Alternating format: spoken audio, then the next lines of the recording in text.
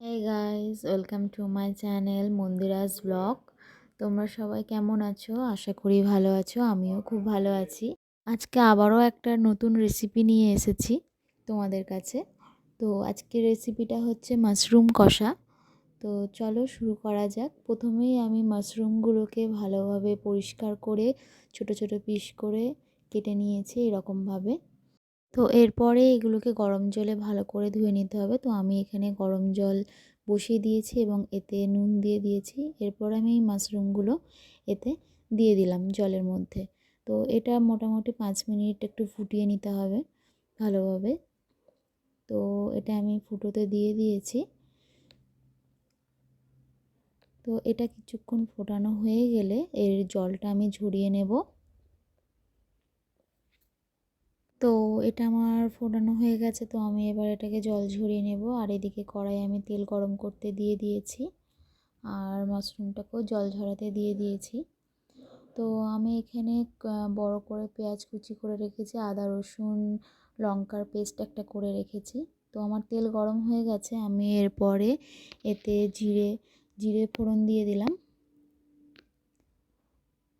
তো জিরেটা আমি দিয়ে দিয়েছি। এর মধ্যে আমি এবার কেটে রাখা পেঁয়াজগুলো দিয়ে দেব। তো এটা একটু হালকা বাদামি করে ভেজে নেব।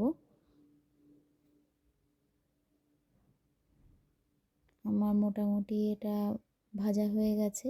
এরপরে আমি যে আদা রসুন পেঁয়াজ লঙ্কার পেস্টটা করে রেখেছিলাম সেটা আমি এর মধ্যে দিয়ে দেব।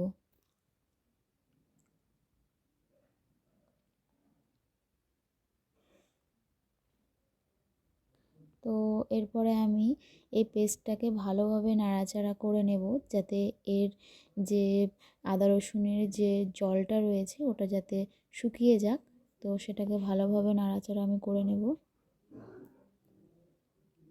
যদি আদা রসুনের জলটা থাকা অবস্থায় আমি অন্যান্য নুন হলুদ দিয়ে ফেলি তাহলে এটার একটা বাজে গন্ধ আসে। তো আগে আমি জলটা ভালো করে শুকিয়ে নেব, তারপরে আমি এর মধ্যে নুন হলুদ অ্যাড করব।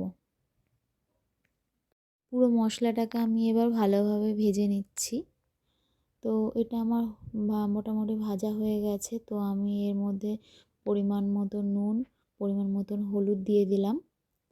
তো এটাকে আবারও নাড়াচাড়া করছি ভালোভাবে, 5 মিনিটের মতন ভালোভাবে নাড়াচাড়া করে নিতে হবে, যাতে এর একটা সুন্দর গন্ধ আসে। তখনই বুঝে যাবে যে মশলাটা ভালোভাবে কষা হয়ে গেছে। তো আমি এটা ভালোভাবে নাড়াচাড়া করে নিচ্ছি।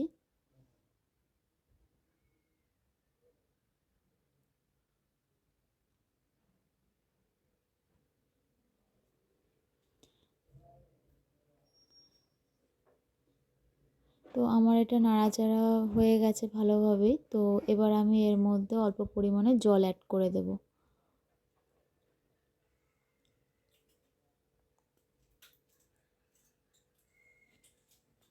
জল দেওয়ার পর এটাকে 2 মিনিট ফুটোতে দিতে হবে, যাতে এই মশলাটা থেকে তেল ছাড়ে। এবং আমার তেল অলরেডি ছেড়ে গেছে। তো আমি এর মধ্যে এরপর ওই মাশরুমটা দিয়ে দেবো, যেটা আমি জল ঝরাতে দিয়েছিলাম। তো মাশরুমটা আমি দিয়ে দিয়েছি। তো এরপরে আমি এটাকে ভালোভাবে কষাবো। আমি 5 মিনিট মতন ভালোভাবে কষিয়ে নিয়েছি। তো এরপরে আমি এটাতে সামান্য পরিমাণে জল অ্যাড করে দেব।